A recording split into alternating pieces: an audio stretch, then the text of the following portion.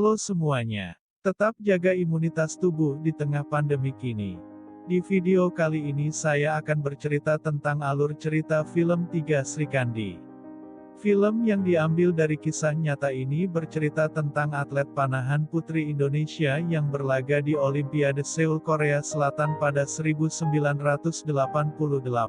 Kisah ini diawali dengan menghilangnya legenda panahan Indonesia Donald Pandiangan, sang Robin Hood Indonesia.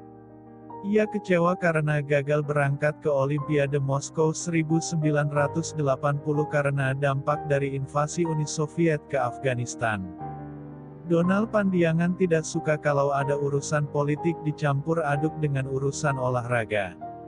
7 tahun berlalu, pada tahun 1987 Indonesia sedang mempersiapkan diri untuk mengikuti kejuaraan Olimpiade Seoul 1988. Saat itu cabang panahan putri Indonesia sedang membutuhkan seorang pelatih. Pak Udi Harsono yang merupakan pengurus Persatuan Pemanah Indonesia bersama dengan Ujang bawahannya mencari dan menemui Donald Pandiangan untuk ditunjuk sebagai pelatih. Namun, Donald menolaknya. Tetapi pada akhirnya hati sang Robin Hood Indonesia luluh setelah dinasehati oleh bibinya. Bibinya berkata selesaikan apa yang belum selesai. Beberapa hari kemudian Donald menemui Pak Udi dan menerima tawarannya untuk menjadi pelatih.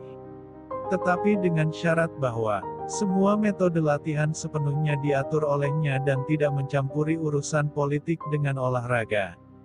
Singkat cerita, seleksi pelatnas pun dilakukan untuk mencari atlet-atlet profesional yang akan berlaga di Olimpiade. Pada seleksi pelatnas ini terkumpullah atlet-atlet panahan seluruh penjuru negeri. Setelah melewati tahapan-tahapan seleksi, maka terpilihlah 3 atlet yang berhasil masuk pelatnas yang akan diadakan di Sukabumi. Mereka adalah Nur Fitriana Saiman. Ia adalah seorang atlet senior dari Jakarta yang beberapa kali mengikuti kompetisi panahan dan beberapa kali juara. Ayahnya tidak merestui Yana untuk menjadi seorang atlet. Ayahnya selalu mengatur dan ingin Yana menyelesaikan pendidikannya. Kusuma Wardani adalah wakil cabang panahan putri asal Ujung Pandang, Sulawesi Selatan. Kebetulan Suma demikian panggilan akrabnya sudah diterima sebagai PNS di daerahnya, namun ia lebih memilih mengikuti pelatnas dan membuat sang ayah kecewa dengan keputusan yang dibuatnya. Lilis Handayani. Ia merupakan perwakilan dari Surabaya, Jawa Timur. Orang tua Lilis adalah seorang atlet, namun memilih meninggalkan dunia olahraga. Karena pada saat itu belum adanya dukungan besar dari pemerintah. Pelatnas Sukabumi dimulai. Ketiga atlet dilatih oleh seorang Donald Pandiangan yang memiliki mental disiplin dan tegas. Berbagai metode dan kerasnya pelatihan yang diberikan oleh sang pelatih membuat ketiga atlet tersebut kesulitan dengan metode latihan yang diberikan. Scene berpindah di kamp pelatihan Putra Cianjur. Pak Udi dan Dadang yang adalah pelatih pemanah putra, sedang membicarakan tentang perkembangan metode latihan atlet pemanah putri yang sulit itu. Namun Pak Udi yakin bahwa ketiga atlet tersebut bisa melakukannya. Beberapa hari kemudian Donald menemui Pak Udi untuk menanyakan tentang kesiapan dan ketersediaan alat-alat untuk latihan. Tetapi Pak Udi meminta Donald untuk bersabar karena kondisi keuangan organisasi yang sedang buruk sambil menunggu jawaban dari pemerintah. Sontak Donald menjadi kecewa dan marah. Banyak konflik yang terjadi selama pelatnas. Di tengah konflik dan pergolakan yang terjadi, Lilis mendapat kabar bahwa ibunya kecelakaan dan masuk rumah sakit. Donald pun mengantarkan Lilis ke rumah sakit untuk melihat ibunya. Setelah beberapa waktu Lilis di rumah sakit, ibunya meninggal dunia. Lilis berjanji kepada ibunya bahwa akan membawa pulang medali dari Olimpiade sesuai harapan ibunya.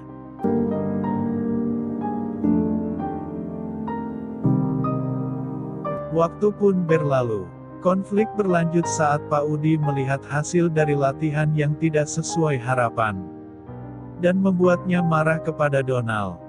Kemudian Donald menemui ketiga atletnya dan Suma menjadi sasaran kemarahannya.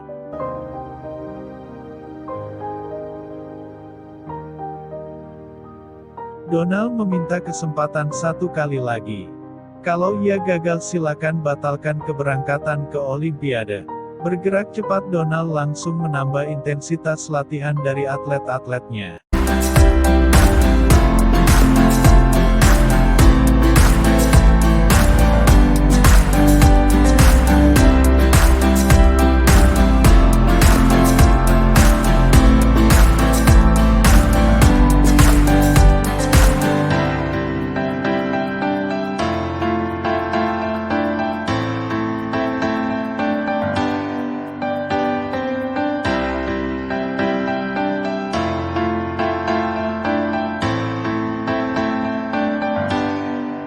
Oh ya, seiring padatnya latihan, Yana masih bisa menyelesaikan pendidikannya.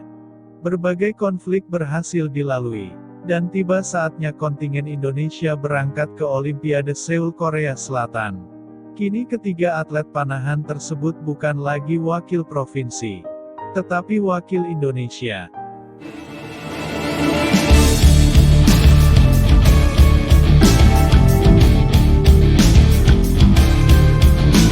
Terlihat para atlet panahan bersiap untuk nomor perseorangan putri 30 meter dan 50 meter. Pada tahap ini Lilis tersingkir lebih awal dan menyisakan Yana dan Kusuma ke tahap berikut. Namun Yana dan Suma pun gagal di tahap perseorangan putri dan Korea Selatan menyapu bersih seluruh medali di nomor ini. Walaupun begitu perjuangan mereka belum berakhir. Atlet panahan Indonesia masih akan berlaga di nomor beregu putri. Dan ini akan menjadi kesempatan terakhir untuk mendapatkan medali di cabang panahan Olimpiade Seoul 1988. Dan mereka pun berlaga di nomor ini. Sebelum melanjutkan ke tahap berikut, para atlet mendapatkan briefing dari Donald sang pelatih. Donald berkata bahwa ini adalah selangkah menuju medali dan ini bukan untuk kalian. Medali ini untuk negerimu. Kembali ke lapangan. Di nomor beregu, atlet Indonesia terus melaju menembus 24 besar dan berhasil melewatinya.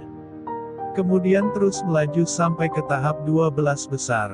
Setelah perjuangan panjang atlet panahan putri berhasil menembus babak final. Di partai final ini medali emas berhasil diamankan oleh tuan rumah Korea Selatan. Sedangkan Indonesia masih akan memperebutkan medali perak melawan Australia, karena dari hasil perhitungan poin Indonesia dan Australia memiliki poin yang sama.